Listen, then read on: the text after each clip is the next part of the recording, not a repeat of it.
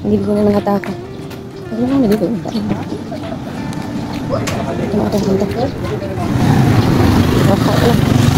Kanyang kaldong, kapag ito. Sa bukid. Pero daw kapag sa bukid para magkirahan ng bike. Para makabili tayo ng water. Namira, ay namin. Mira pag water. Dito tayo sa bukid. Nandito tayo dadaan.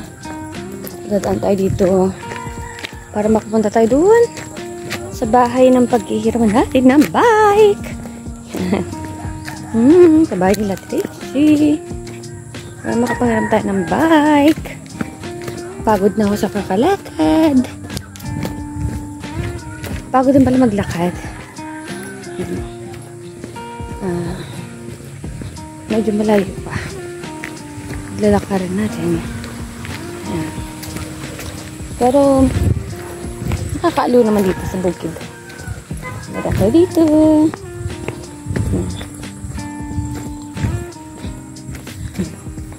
Mga talahod nga lang. Pang ganda-ganda. Yung fry na yun. No, saan na yun? Yun. Yung puting yun. Ano yung puti na yun? Nakyat na namin dati yun. Mga high school pa kami. Nakyat na namin yun eh. Sa tuktok. Nakyat na namin sa tuktok yun. Matawag na sa Daisy.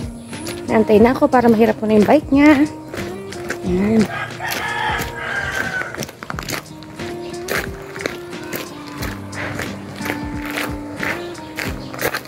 Pwede maglakad.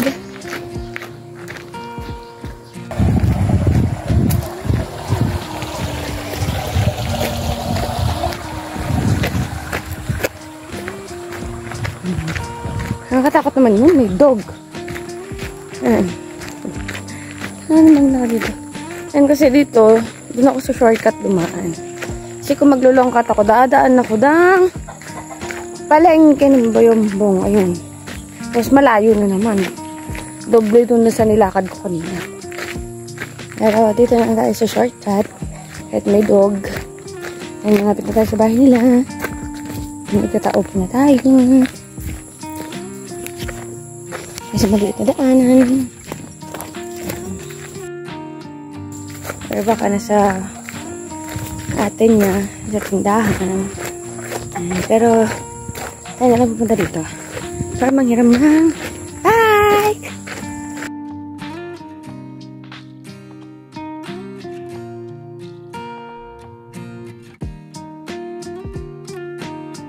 Hi guys, ayan. Ito na, nakita niyo naman ang likod. Diba sasalubong na yung mga dog? Hi, nag-dog! Ayan na sila! Ngayon na? Hindi pa tayo late.